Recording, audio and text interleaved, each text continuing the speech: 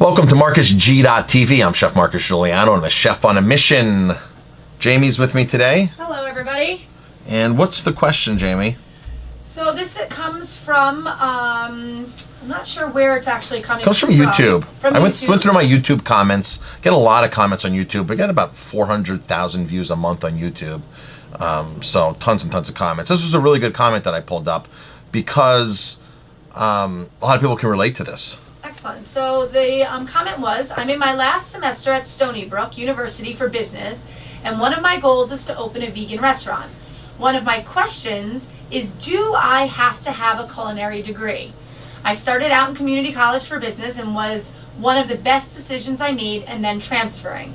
I have a great job opportunity right now doing marketing for a software company, but someday I want to be able to work for myself. I've been following you for some time now and want to say thanks for being such an inspiration, Marcus. Smiley face. Awesome. So, Marcus, tell me a little bit about your thought process on, do you think you need a culinary degree to open a restaurant or a vegan restaurant or any business really for that matter? 100% no. You do not need a degree. In fact, people who have degrees are not guaranteed any success whatsoever at all. Success. You're not guaranteed anything with a degree. People think, oh, I'm going to school. You know, back in the 40s, like 10% of people had college degrees. Now, I don't know what that stat, 60, 70%, some much larger number. But it just means that you have a degree. The only time, I'm kind of anti-college. I'm kind of anti-university because I believe it's a big scam on making money. It's a money-making machine. And our daughter's getting ready to go to veterinarian school, and it's driving me crazy to look at what tuition is. And it's just, I'm pulling my hair out. But see, now she's in a situation where she has to have a degree to practice in the United States, to practice to be a veterinarian. So there's certain things that you actually have to go to school for to get a license that you can say, okay, I'm in New York State, I'm in California, I'm in Colorado, and here's my teaching degree, here's my teaching certification, here's the exam that I took, here's I passed the bar exam, here's my medical, board, certified board exam. So there's certain things that you actually absolutely need a degree for. So do you need a degree to open a restaurant? No, you don't need a degree to open a restaurant. She has already has. She has a business degree from coming from Stony Brook. She's far ahead of any chef out there having a business degree. A lot of people think that, oh, you can be a good cook, you can be a good chef, and you can open a restaurant. That's totally false. So what do you need? What kind of skills do you need? Dedication, determination, an unwilling desire to succeed no matter what it takes, no matter what it does, strong work ethic, and you need to know have a good business head on your shoulder.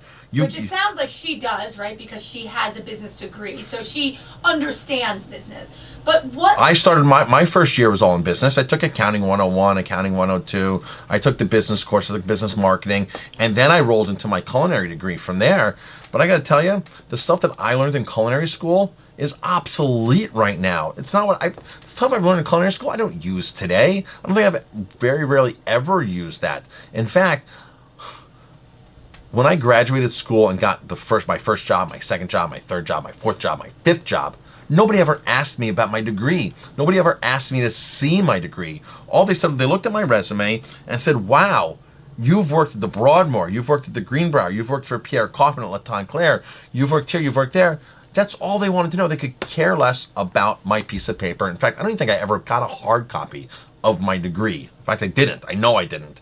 And I graduated, in 1993 I graduated.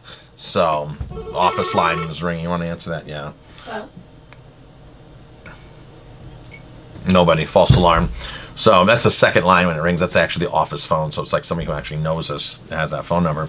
But you really don't need any of that stuff. It's just, you need hard work, determination. You need to research. You need to see what other people are doing. You need to have a good business mind. You need to be able to make good, quick decisions. You need to be, in our case, a little naive, because the more you analyze things, the more you talk yourself out of things. But I think you have to go to any business with a positive mental attitude and saying, I'm going to rock this out. This is what I'm going to do. And this is what it takes to do it. Now, how much money do you need is the real question here. The more hard work and dedication, the more you're willing to work, I think I would kind of say the less money you need up front. But here's the thing. You need more money than you think you need. We're a very rare exception here. But we worked a lot harder. And that's why I made that previous statement. The less money you need, the more determination you're going to put in, the more work. We opened this business with $50,000. That's it. That's unheard of in this industry, people. You need 150, you need 250. I have a friend who doesn't open a restaurant unless he has $1 million in a bank account ready to go. And he has 30, 40 restaurants. But he will not open a restaurant unless he has $1 million in it. And he's not buying the real estate. He's only leasing the space for 20 years. So don't think all that money is getting wrapped up in real estate.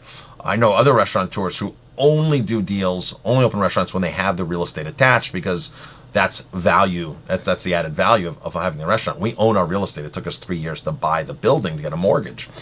But it's funny because we opened with $50,000, Jamie.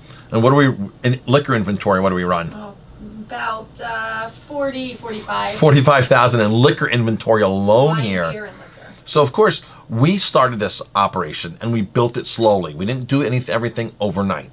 We worked our butts off for the first 3, 4, 5 years. We still work very hard.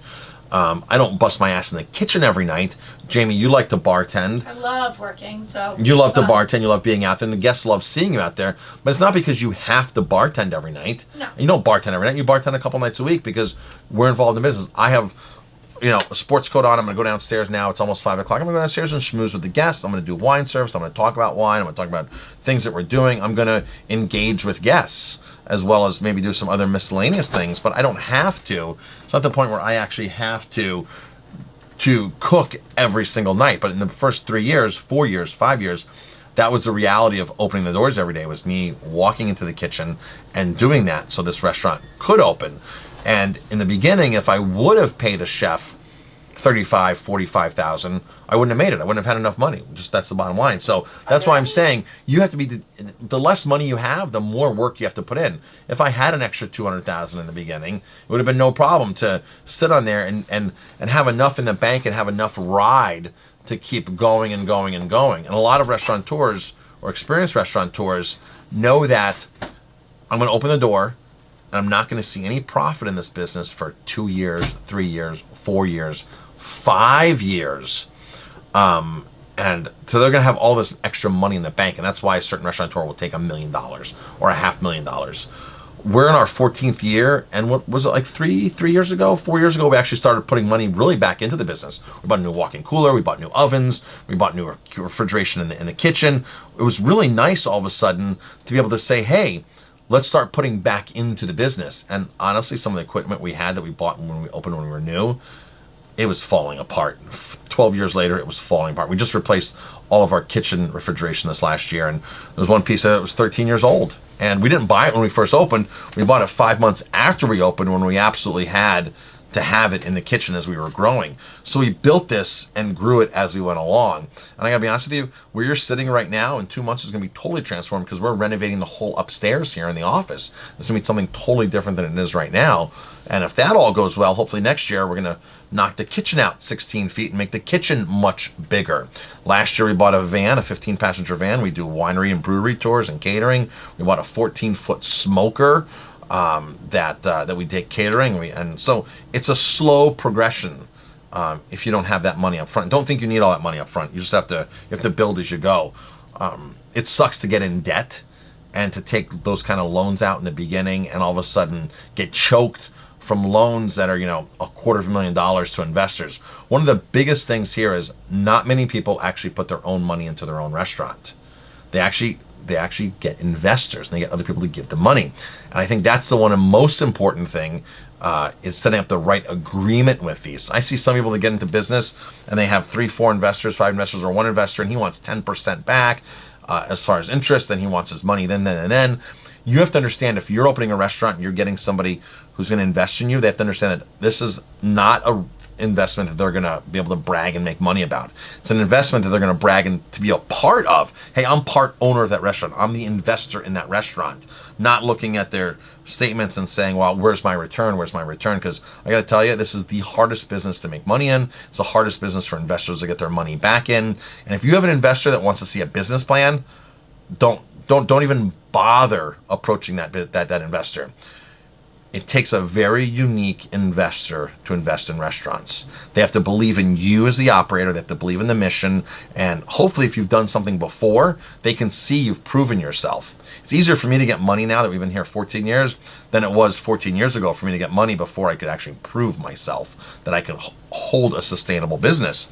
So that's another thing. Don't get an investor that wants a business plan, because any well-experienced restaurateur or investor will tell you that business plans go right out the window. It's nice to see some projections, but to have everything and see a business plan and be able to rely on that business plan in the restaurant industry is just not feasible. My friend who owns 30, 40 restaurants does not present business plans to his investors, and he's raising $1 million per location. So don't think that's a far-fetched if you're a business person watching this. It's not far-fetched whatsoever at all. Anything you want to add, Jamie? I was just going to ask if there's any books or people that you recommend that people read if they're interested in opening a business to kind of get a jump start. So it's all about the people you surround yourself with. So get good mentors. You can get mentors in person and in books.